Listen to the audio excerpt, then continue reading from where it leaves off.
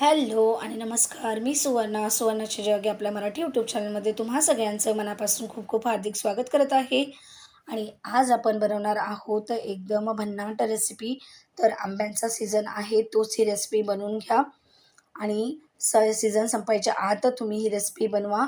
एकदम चवदार अशी लागते आणि चवीला तर विचारूच नका, एकदम भन्नाट लागते.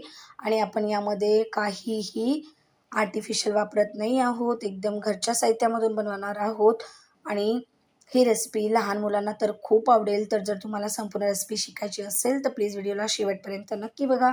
तर बघा, सुरुवातीला मी काय करते ना, हापूस आंबे घेतलेले आहेत स्वच्छ धुवून. त्यांचा पल्प काय करायचा, आपल्याला मिक्सरच्या जारमध्ये असा काढून घ्यायचा आहे.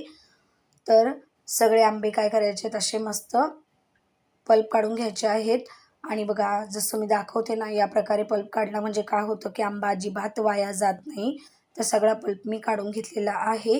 आता इथे मी साखर घालते. तर मी 2-2.5 चमचे साखर घातलेली आहे आणि अर्धा चमचा इलायची पावडर घातलेली आहे आणि सगळ्याला वाटून घेते. तर बघा, इथे मी पाण्याचा वगैरे अजिबात वापर केलेला नाही आहे. आंब्याची मस्त अशी प्युरी, मस्त असा पल्प किंवा आमरस तुम्ही जे बोलू शकता, तयार झालेला आहे एकदम घट्टसर. तर असाच आपल्याला हवा आहे. चला तर मग करूयात पुढची प्रोसेस. त्यासाठी मी एक बाउल घेतलेला आहे. आता यामध्ये आपण घेतलं आहे गव्हाचं पीठ. तर इथे मी 1 वाटी गव्हाच्या पिठाचा वापर केलेला आहे आणि अर्धी वाटी मी तांदळाचं पीठ वापरलं आहे. त्यानंतर मी बडीशेप घातलेली आहे 1 चमचा आणि अर्ध्या चमच्यापेक्षा कमी इलायची पावडर घातलेली आहे आणि चिमूटभर मीठ घातलेलं आहे.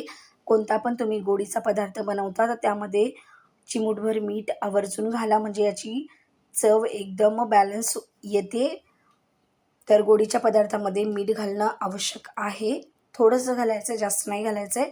तर सगळे सुके जिन्नस मी एकजीव करून घेतलेली आहे. आणि आता बघा, मी घेतलेला आहे एकदम महत्त्वाचा पदार्थ, तो म्हणजेच आंब्याचा रस किंवा आंब्याचा पल्प जो आपण काढून ठेवला होता. तो इथे मी 1 वाटी घातलेला आहे आणि साखर घातली 2.5 चमचे आणि सगळ्याला मस्त मिक्स करायचं आहे. मिक्स करून घ्यायचं आहे. तर आपण बघा, सुरुवातीला जेव्हा आपण आंब्याचा पल्प काढला होता तर तिथे मी साखर वापरलेली होती 2.5 चमचे. त्यामुळे मी आता फक्त 2.5 चमचे वापरलेली आहे. जर तुम्ही घेतलेला आंबा जास्त आंबट असेल तर इथे साखरेचं प्रमाण वाढवा किंवा साखरेच्या जागेवर गुळाचाही वापर केला तरीही चालेल. तर मी इथे साखरेचा वापर केलेला आहे आणि साखर वाटून वगैरे काही घेतलेली नाही आहे. तर बघा, मी अर्धा पल्प इथे घातला आहे आणि अर्धा ठेवलेला आहे. तर बघा, बाकीचा उरलेला सुद्धा घालते, म्हणजे एकूण मला ना 1 वाटी पल्प इथे लागलेला आहे आणि 1 वाटी गव्हाचं पीठ आणि अर्धा वाटी आपण तांदळाचा पिठाचा वापर इथे केलेला आहे. तर हे मस्त असं मळून घ्यायचं आहे. तर आपल्याला काय करायचं ना, पीठ एकदम जाडसर नाही बनवायचं आहे, थोडंसं पातळ ठेवायचं आहे. तर बघा, आता जेवढं मळता येईल तेवढं मळायचं आहे. त्यानंतर काय करायचं आहे, पीठ आता घट्ट वाटते तर इथे मी 2 चमचे पाण्याचा वापर करत आहे, म्हणजे पीठ जे आहे ना ते आपलं परफेक्ट असं भिजून तयार होईल. तर हे बघा, असं मस्त असं याला काय करायचं ना, तयार करायचं आहे. तर हे बघा, एकदम परफेक्ट असं आपलं पीठ तयार झालेलं आहे. हे बघा, मी तुम्हाला दाखवते ना, अशाच प्रकारे आपल्याला हवं आहे. बघा, जास्त घट्ट नाही, जास्त पातळ नाही, एकदम परफेक्ट झालेलं आहे. आता या स्टेजवरती यामध्ये मी घालते अर्धा चमचा खाण्याचा सोडा. सोडा इथे घालणं जरुरी आहे. सोडा घातलं म्हणजे काय होतं की जेव्हा आपण हा पदार्थ बनवणार तर तो पचायला हलका जातो आणि चवीला सुद्धा उत्तम लागतो. तर बघा, आता हे मस्त असं मिक्स करून घ्यायचं आहे. संपूर्ण सोडा यामध्ये व्यवस्थित मिक्स करून घ्यायचा आहे. तर सोडा मिक्स करून झालेला आहे. आता काय करायचं आहे, पाण्याचा हात असा घ्यायचा आहे. हात थोडासा पाण्यामध्ये डिप करायचा आहे. आता याचं मी काय बनवते ते तुम्हाला सांगते.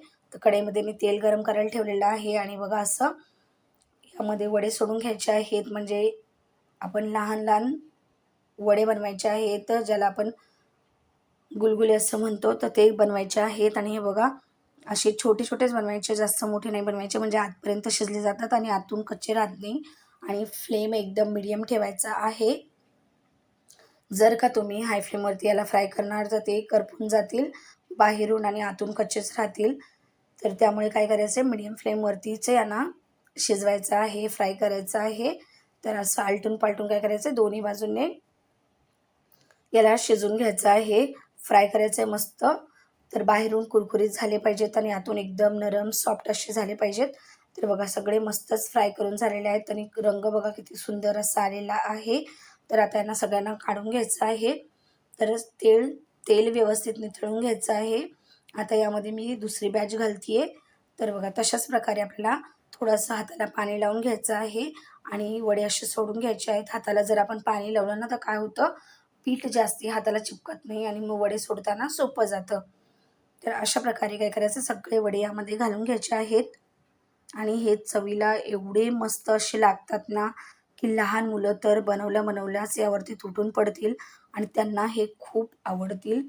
तर आवर्जून या सीझनमध्ये तुम्ही बनवून बघा. तर बघा दुसरी बॅचसुद्धा आपल्याला अशी काय करायची, आलटून-पालटून दोन्ही बाजूने मीडियम फ्लेमवरती काय करायची, शेकून घ्यायची आहे, फ्राय करून घ्यायची आहे मस्त व्यवस्थित. यांचा कलर बघा एकदम सुंदर असा आलेला आहे. तर अशाच प्रकारे आपल्याला हवं आहे. तर आता आपण काय करूया, त्यांनासुद्धा काढून घेऊयात. तर यांना मी काढून घेते. हे बघा मस्त असे एकदम चविष्ट पदार्थ आपला तयार झालेला आहे. तर जर तुम्हाला ही रेसिपी आवडली असेल तर प्लीज नक्कीच एकदा ट्राय करून बघा. आणि बघा मी तुम्हाला ना एक तोडून दाखवते कशाप्रकारे आपले गुलगुले झालेले आहेत. तर हे बघा एकदम मस्त आतून शिजलेले आहेत आणि दिसायला सुंदर दिसतात, चवीला तेवढेच मस्त आहेत.